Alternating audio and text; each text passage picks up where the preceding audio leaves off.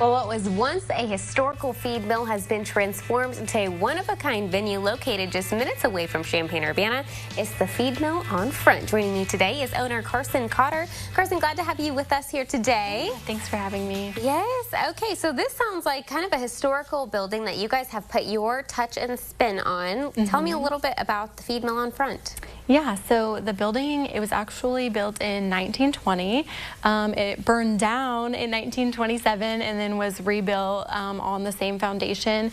It once was a poultry processing plant and then later became Fisher Produce, which supplied a lot of feed for animals and pets and livestock both. It actually closed down totally in 2013, so really not too long ago, but it's been sitting empty.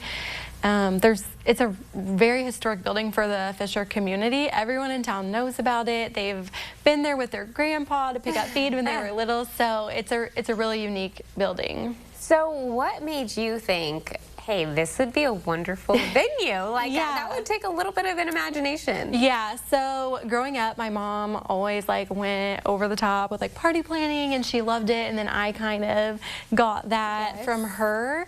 And we always joked around oh, we should open our own venue one day, and just down the street this came available, and we jokingly were like, let's go check it out. And we walked in, and wheels started turning, and we were like, this is such a cool space.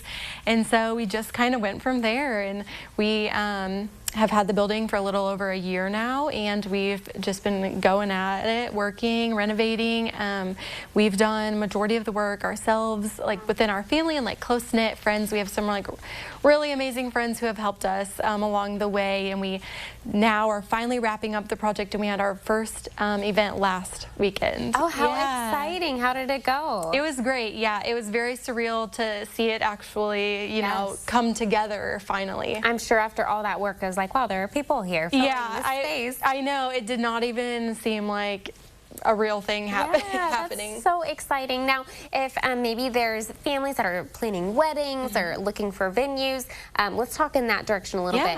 How many people can this venue hold? So for a wedding, just so we can kind of give room for a dance floor and the head table, we could seat about 220 guests in there. That's a lot. Yeah. That's plenty of family and friends for a wedding. Oh, and there we're looking at a beautiful picture there of what could look like for maybe your event. Now, in terms of booking, I know a lot of the time you have to book a good bit out to book it, whether it be for an event or for a wedding. What does the booking process look like for you guys? So right now, lucky for us, we do have a pretty open book. We have a lot of available dates for this year and next. I will say we have a lot of inquiries coming in, which is exciting.